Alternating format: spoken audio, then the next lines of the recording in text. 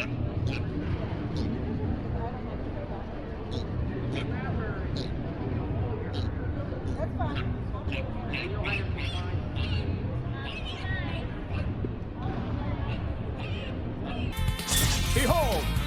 optic blast. Stylish. Hi, my name is Will, and this is a question to Mr. Chase. My introduction to you, interestingly enough, was like the JoJo's Bizarre Adventure, Golden Wind Dove, and when I heard that you were voicing Cyclops, it actually like pleasantly surprised me. And I was just curious, what was it like going from like anime dub actor to like big Marvel animated title?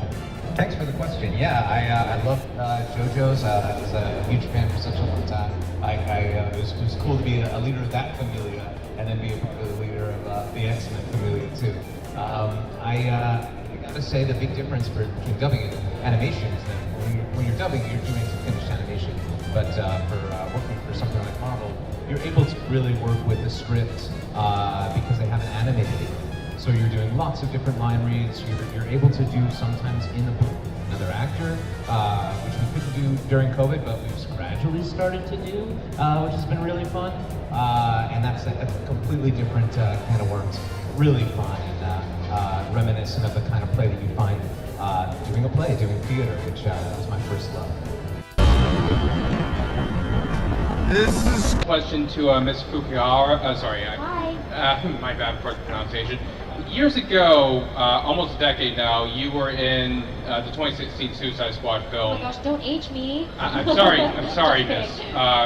But like recently, they like did like a reboot of the DCU with like James Gunn stuff, and like some of the characters from the 2016 film is like kind of a part of the DCU. I mean, there's like a whole bunch of like dimensional stuff that we can't really get into because we'll be here all day. And I was just wondering, like, hypothetically, and I'm not like, you know, saying that as a confirmed thing because like, you know how there's like comic book YouTubers out there like spreading rumors. Hypothetically, if you were given a question from James Gunn, would you like to come back to either the role or like a similar Japanese space like a DC hero, would you be open to it? Oh my goodness, 100%. I was waiting for the call for the second one and then it never rang. I would have loved to do it. You know, the first movie was just such a magical experience for me. It was my first film gig and I got to be a part of this cast and crew that were just so seasoned. Like, I can't believe I was sharing a screen with Viola Davis, you know, and Margot and Will, and it was just, it felt like summer camp, and also just, I don't know, the whole experience was quite magical, and so I would love to reprise that role again. I also think character-wise, Katana was not as fleshed out in the one that I was in, and so there's a lot of room for exploration there, and I heard, I don't want to get this wrong, but I think Flag is coming back for... He kind of came back. Like, Rick Flag had a father named Rick Flag Seer, but like the original Rick Flag Spartanburg movie that came out like roughly 4 years ago, he was killed by Peacemaker. Yeah, and the second one. Yeah, and then there's Seer that basically like kind of took over the role, and he's more or less like he's more or less like a major antagonist of like the DCU going forward, presumably. I'm not going to give too much away, but like that's pretty much what it's been like so far. Well, I'm hoping that there's somehow a way for her to come back, because she's, you know, she's part of Birds of Prey, and there's other avenues as well. So hopefully, crossing fingers. Same here. Yeah, thank you. You bet your sweet Bibby I did. Hello. I grew up. Hello. I grew up showing, though my mom hated it, but like, were you surprised that the series had like a huge online resurgence? Like, not this thing as well, also like the point where they literally ended the movie with the sound effects and stuff. What did they do to the movie?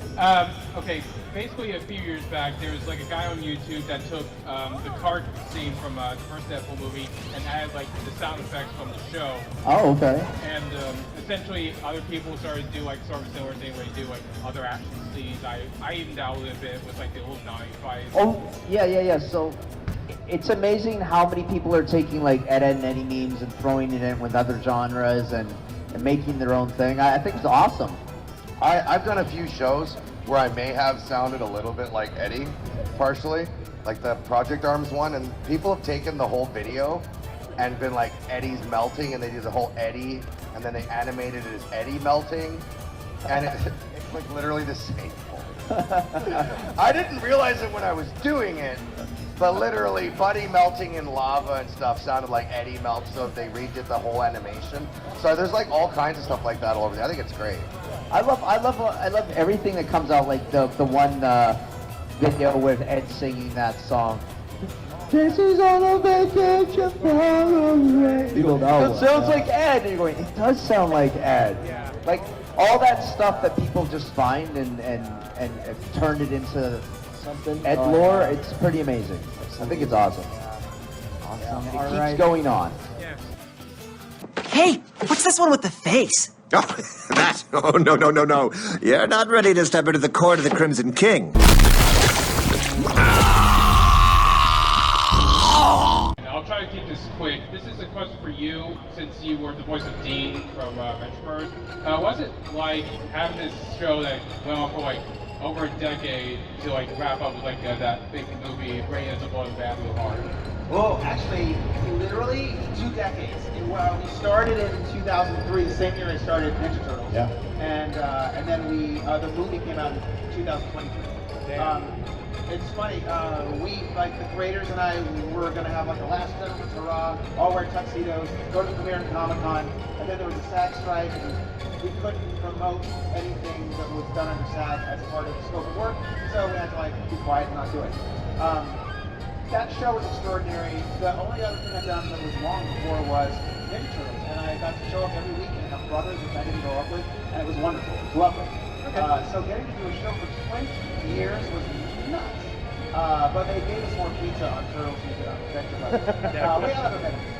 But it was great to be part of that family, the Cartoon Network family, and it was really great. You know about that?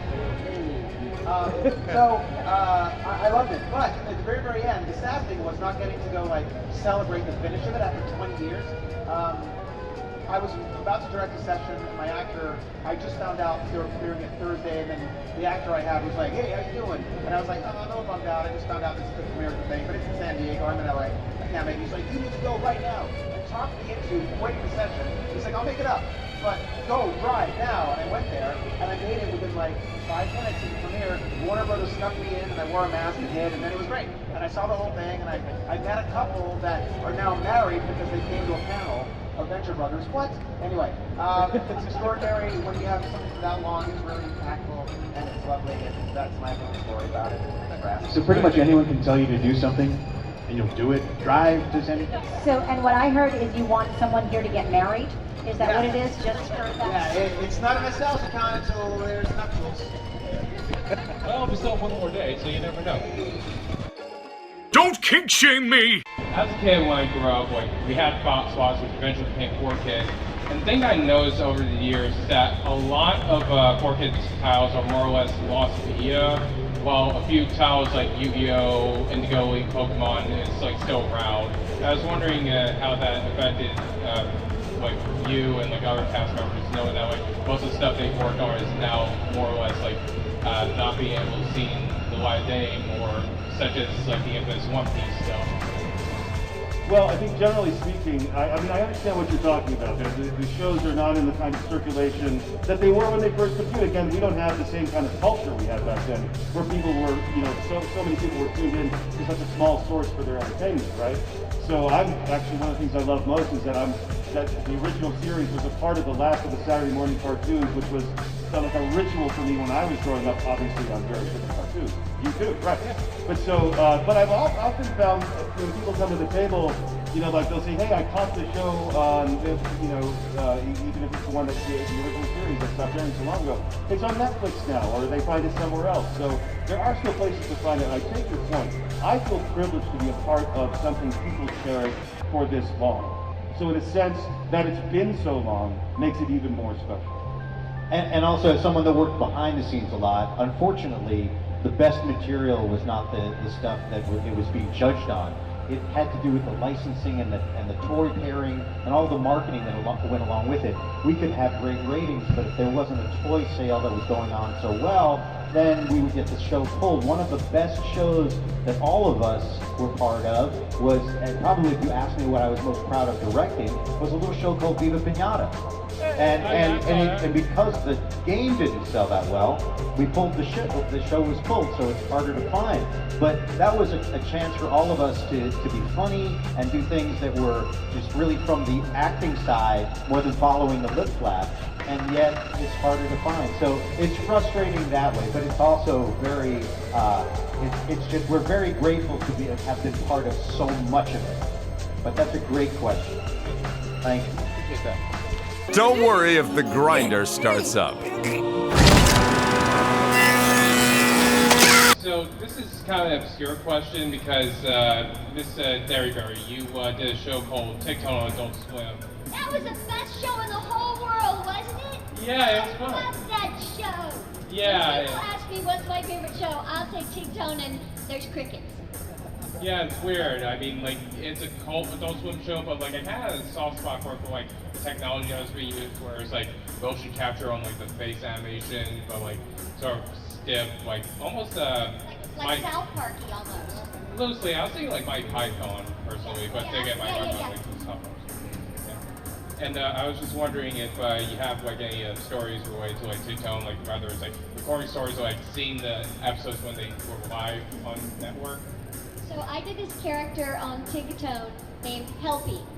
Helpy's a little purple monster who wants to help his boss TikTok on the quests. So there are these giant epic quests, and he will pull off Helpy's arm because Helpy can regenerate. So I'm always losing appendages.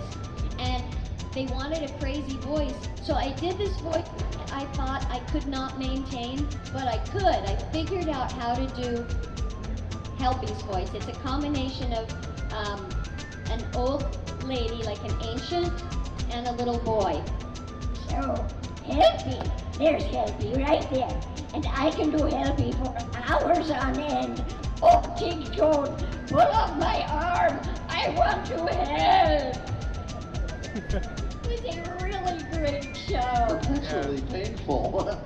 So the audition and the callback were a little nutty because Helpy is nutty. God, it would be fun to have that show back. I'm so glad you liked it. Thank you. I apologize in advance. Oh no. Hi, my name is Will, and when Adventure Time came out, I saw it after my dad passed away, unfortunately, and that was like the show that kind of helped me get through it. And as the series progressed, they started to kind of like delve into like more mature themes as I was like growing up. And I was just wondering if you also kind of felt like some sort of sense of like, I think I started to understand this, even though I didn't understand it at the time, that type of feeling. Like, it feels like, you know, these big ideas, but as you got older, they started to become a little bit more familiar. Did you feel that way? Yeah, I think that's one of the great parts about that show is it starts very episode of the week, fun little adventure, and it kind of mirrors adolescence and growing up in a really amazing way, in that the farther you go into the show, the more the storylines become more serialized and more linear. Things get deeper, it becomes a little darker, and Finn really grows up, and as Finn grows up in the show, you get to deal with much more grown-up themes, and the world is way less like it's an adventure, fight evil, it's all good. From the beginning to then dealing with a lot of like familial relationships with his dad, with romantic relationships, and he's messing it up, and he really goes the whole gamut of being a kid through teenager to being like almost kind of young adult in the context of the show. And I think you're only able to do that when you can also grow up with your audience. So our audience is kids when it starts, and as they keep watching the show, it's really going alongside them. And it's rare that you'll get to do that in a show. It's really, really special, and I think that's one of my favorite things about it, and one of the things that keeps it so unique and just culturally relevant even now. It's really cool to see people that were like kids when it was originally coming out. They'll come up to me at these events, and they have kids of their own now. They're like, "Oh, we're watching it with our kids," and it's just really special to see kind of the staying power of it. But yeah, I'm really glad that we got to do that on the show and get to have that expansion of the themes as we go on. But we really only got to do that because we got to go on for so long. You know, if you only have like a couple seasons, it's going to be similar tone for the whole time, but we were really breaking new ground in terms of season 7, 8, 9, 10, and by that point, they kind of gave the creative team way more freedom and leisure to do that stuff and do what they wanted. So very thankful for that. But thank you for your question, man. Thank you.